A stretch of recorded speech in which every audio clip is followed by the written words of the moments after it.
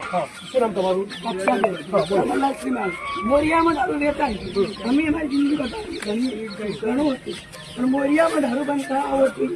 અમે ઘણીએ દારૂ પાડી, અને કોઈ સાથ ના આવે, કોઈ સોનું બોલે કે દારૂ બંધ કરાવો, દારૂ બંધ કરાવો, પણ ચાવું કોઈ નહીં કે આ માણસ આમ કરે. એટલે અમારી જિંદગી ઘણીઓ બગડી ગઈ. મેં કહેવાય મારું સારું ઘર હતું, શિક્ષકનું ઘર હતું, બધું હતું, અને સારું જ છે, પણ અત્યારે અમે એકલો પડી ગયો. દારૂ ના કરે. દારૂ ના કાઢી આવી ફરિયાદો ઘણા થયા છે. ઘણી હતી પ્રોપર્ટી અમને બધાને ખબર. મારા સસરા એ રસ્તે હતા. દારૂ તો બંધ કરાવવો જોઈએ, અને તમારા જેવા ધારાસભ્યની આ તાલુકામાં નહીં, જિલ્લામાં, દેશમાં જરૂર છે. તમારા હાથે અમે જવાબ આપીશું. આ મેન દારૂનો મુદ્દો છે. બોલવાનો હું બોલે નહીં, કોઈને ડરવાની વાત નથી. દારૂ આવે ને એ બોલું દક્ષા, દારૂ આવે ને એને બોલવાનું. ભાઈ બધા મદદ કરીશું ને આપણે બેનની. સાથે મળીને કરાવવું જોઈએ ને. દારૂની બાબતથી ડર લાગતી જ નહીં બેન કોઈને.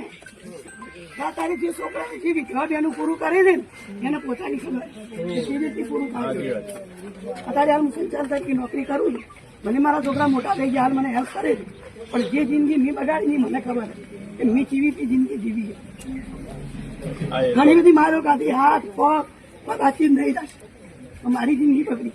ત્યારે ભગવાનની મહેરબાની છે, પણ મારા જેવું કોઈ પહેલું સહન ના કરી.